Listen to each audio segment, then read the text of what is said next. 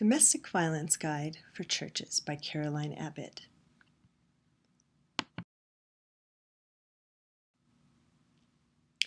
Congratulations on being willing to learn about a subject very few people are. Often in the Christian church, people don't want to learn about domestic violence, so hooray to you for tackling this topic. We will begin by understanding the dynamics of domestic violence. Abusers can be male or female, and so can their victims. You might have to deal with either. However, most domestic violence is perpetrated by men. Often in the church, you will find male abusers because they are adept at twisting God's word about submission to keep control over their wives.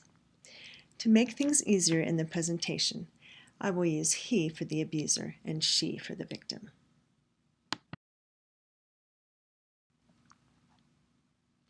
As Christians, we can agree that we are all sinners. However, abuse is a category of sin that is unique. While we have all lied and broken God's laws during our lifetime, we are not all abusers. An abuser looks at the world very differently than non-abusers do.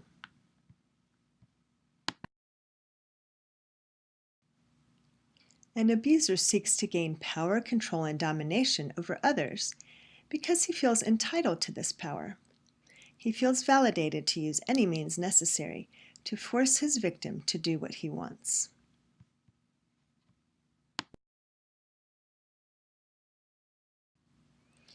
Abusers are usually not constrained by the conscience that most of us have.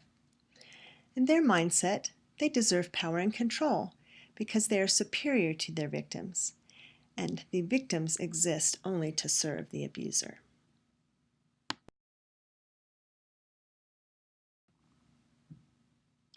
Remember, dealing with abusers can be dangerous.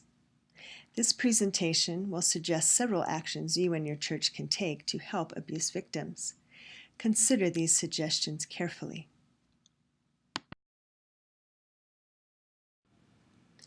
If you're ever unsure how to help a domestic violence victim, call your local police department or your local domestic violence crisis center.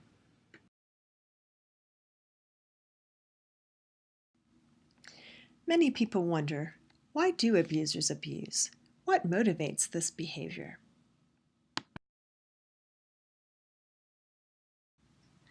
There are many incorrect beliefs or myths about why an abuser will abuse.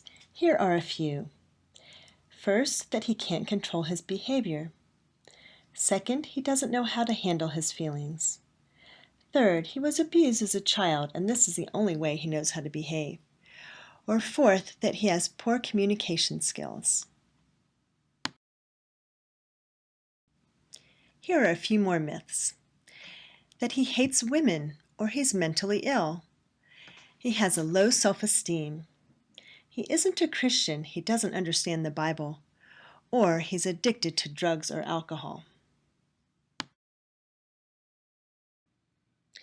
The truth about his motivations may surprise you. While drugs and alcohol may make his behaviors worse, they are not the cause of his abuse. Most abusers only abuse their intimate partners and children, and have complete control over when and why they behave abusively. They rarely lose control of themselves in other social situations, and usually look great to their bosses, friends, and pastors. They usually treat other women wonderfully. In fact, the only time they are abusive is at home. Why is that? In an abuser's mind, he abuses his victim because he likes being in control, he has convinced himself it's okay to behave this way, and he gets what he wants by his behavior.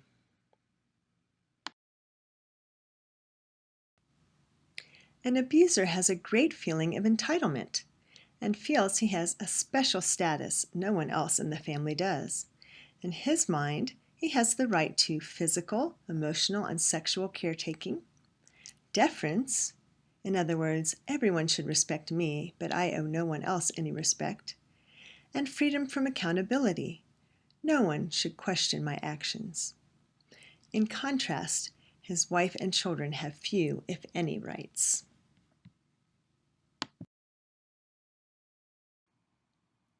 Do you like what you've seen so far?